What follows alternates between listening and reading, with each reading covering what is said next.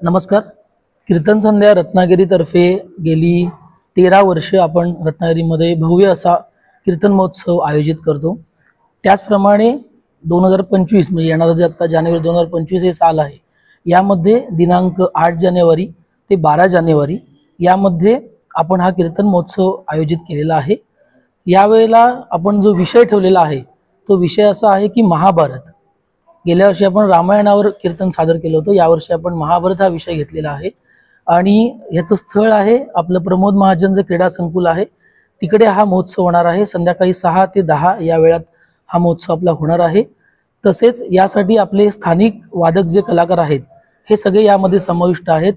तबल्याला आहे तबल्याला केदार लिंगायत, पखवाज प्रथमेश तारळकर, व्हायोलिनला उदय गोखले आहेत, हार्मोनियमसाठी चैतन्य पटवर्धन आहेत आणि तसेच एबल्टन ह्या वाद्यासाठी अमेय किल्लेकर हे काम करणार आहेत। त्याबरोबर विद्यावाचस्पती श्री चारुदत्तबुवा आफळे हेच आपले दरवर्षीप्रमाणे ह्याचं निरूपण ह्या विषयाचं करणार आहेत। त्याचप्रमाणे रत्नागिरीतील 2 नामवंत लोक, एक म्हणजे एस कुमार साऊंड सर्व्हिसचे उदयराज सावंत यांची डिजिटल फ्लाइंग सिस्टीम ह्या आपल्या कार्यक्रमाला दरवर्षीप्रमाणे असणार आहे। तसंच एक भव्य चांगला सुसज्ज मंडप ज्यांचं आज खूप मोठं नाव आहे, श्री अमरेश सावंत ओमसाई मंडप डेकोरेटर्स, ह्यांचा मंडप दरवर्षीप्रमाणे असणार आहे।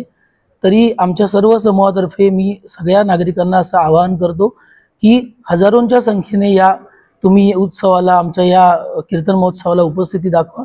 यामध्ये दरवर्षीप्रमाणे आपण भारतीय बैठकीची जी व्यवस्था आहे ती मोफत ठेवलेली आहे आणि ज्या खुर्च्या आपण लावतो 1000 खुर्च्या असतात त्या आपल्या सन्मानिका वर्गणी सन्मानिका म्हणून आपण ते तिकीट देतो। ते थोड्याच दिवसामध्ये आमच्याकडनं डिक्लेरेशन होईल की कोणत्या कोणत्या ठिकाणी ही तिकीटं तुम्हाला मिळणार आहेत। तरी परत एकदा विनंती करतो की या महोत्सवाला सगळ्यांनी उपस्थित राहा आणि यासाठी मुख्य प्रायोजक म्हणून आपली पितांबरी जो आपला मोठा उद्योग समूह आहे ते आपले मुख्य प्रायोजक आहेत। तरी परत एकदा सगळ्यांना विनंती करतो की सगळ्यांनी बहुसंख्येने उपस्थित राहावे। धन्यवाद।